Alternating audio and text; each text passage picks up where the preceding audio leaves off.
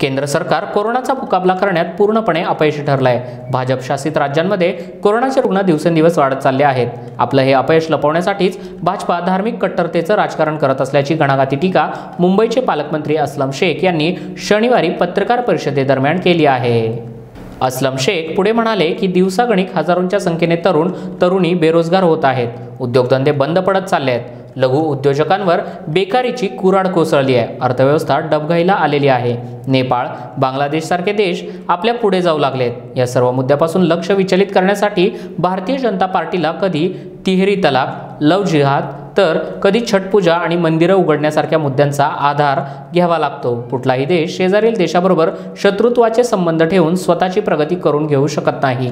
आज भारताचे शेजारील राष्ट्रांसोबत संबंध हे विकोपास गेलेले आहेत। अशा परिस्थितीमध्ये भारतीय जनता पार्टीच्या नेत्यांनी स्वर्गीय अटल बिहारी वाजपेयींच्या विचारांचा अभ्यास करण्याची आणि त्यामधून बोध घेण्याची गरज असल्याचा सल्ला मुंबईचे पालकमंत्री असलम शेख यांनी भाजपच्या नेत्यांना दिला आहे।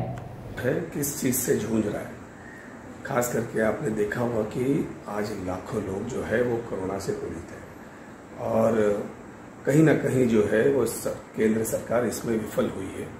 अब अपनी विफलता छुपाने के लिए वो इस तरीके के एजेंडा हमेशा लाते रही है। आज बेरोजगारी जो है वो उरूज पे है, यानी लगभग हर दिन हजारों लोगों की नौकरियां जा रही है।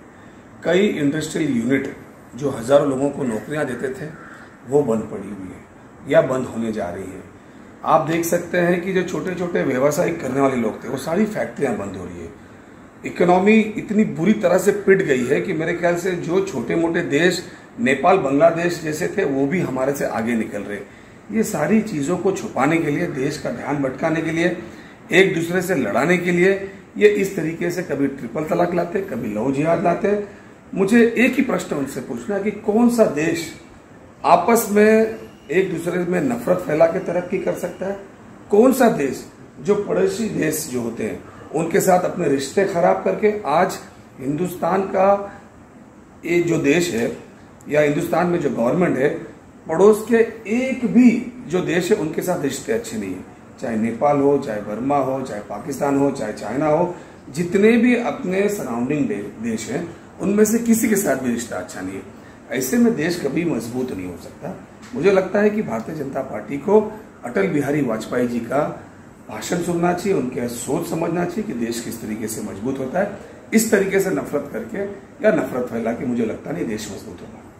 सर, कोविड को लेके आपसे पूछना चाहेंगे किस तरीके से महाराष्ट्र सरकार और खास करके मुंबई जो है वो प्रिपेयर्ड है, क्योंकि नंबर जो है मुंबई, पुणे में अब दिल्ली के अब दिवाली के बाद बढ़ रहे हैं और दिल्ली के अगर हम नंबर्स देखें तो काफी मात्रा में बढ़े हैं। देखिए, शुरुआत में आपने देखा होगा कि भारतीय जनता पार्टी जो है इस महाराष्ट्र और मुंबई शहर में इस तरीके के आंदोलन ले लेके आ रही थी जो गलतियां दिल्ली ने की थी। दिल्ली ने अपने सारे मॉल्स खोल दिए थे, दिल्ली ने अपने सारे सिनेमाघर खोल दिए थे, दिल्ली ने जो है अपने सारी धार्मिक स्थलों को खोल दिया था और ऐसा लग रहा था कि कोरोना खत्म हो गया। महाराष्ट्र ने ऐसी गलती नहीं हुई, महाराष्ट्र दबाव में भी नहीं आई। आपने देखा होगा कि हमने हर चीज को सोच के समझ के काम किया और सबसे ज्यादा जो पेशेंट्स थे मुंबई शहर के अंदर, इस देश के अंदर, आज सबसे कम हो गए। हमारे देश में सबसे पहला आपने देखा हो कि हमने जो मेकशिफ्ट हॉस्पिटल तैयार किया और उसका जो कौतुक है, उसकी जो सराहना है वो आईसीएमआर हमारे देश ने तो की। इंटरनेशनल दर्जे पे भी किस तरीके से पैरामीटर यूज होना चाहिए वो मुंबई का लोगों ने उदाहरण दिया। और आने वाले दिनों में भी हमने हमारे कोई भी जो हॉस्पिटल तैयार किए थे हमने उसको डिसमेंट नहीं किया, हमने अपनी पूरी तैयारी रखी है। लेकिन हमारी नजर अब बाकी के राज्यों और शहरों पे पूरी तरीके से है। आज देखिए कि बाकी के राज्यों ने जो स्कूल शुरू किया था आज बंद हो गया। आज गुजरात के अंदर आप देखिए, गुजरात लॉकडाउन में चल रहा है। अब लॉकडाउन में चल रहा है और उनके ऊपर प्रश्न ना उठे, इसलिए इस तरीके की बातें बेबुनियाद लाते हैं लोगों के सामने। मुझे लगता है कि मुंबई जो है वो पूरी तरीके से वापस कोरोना ना बढ़े उसके लिए तैयार है।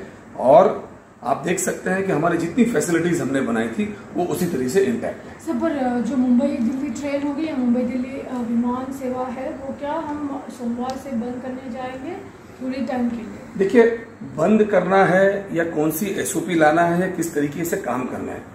अगर ऐसा लगेगा कि भाई दिल्ली जो है वो पूरी तरीके से विफल हो चुकी है और वो अपने यहाँ पे जो पेशेंट्स है उसको संभाल नहीं पा रही है या और राज्य गुजरात जो है वो नहीं संभाल पा रहे हैं, तो डेफिनेटली हमें कुछ ऐसी एसओपी लानी पड़ेगी जैसे दुबई ने किया है कि आप जब फ्लाइट लेके आते हैं तो ताबड़तोड़ एयरपोर्ट पे आपको जो है आपका RT-PCR होता है, आपको क्वारंटीन रहना पड़ता है। दूसरे दिन जब आपका वो क्लियरेंस आता है तो आपको ट्रैवल करने दिया जाता है। इस तरीके की SOP भी आ सकती है, या अगर बंद करने की जरूरत पड़ी तो भी, अगर हमारे मुंबई शहर और महाराष्ट्र में केसेस ना बढ़े, अगर ऐसी नौबत भी आई तो हम उस पर सोच सकते हैं।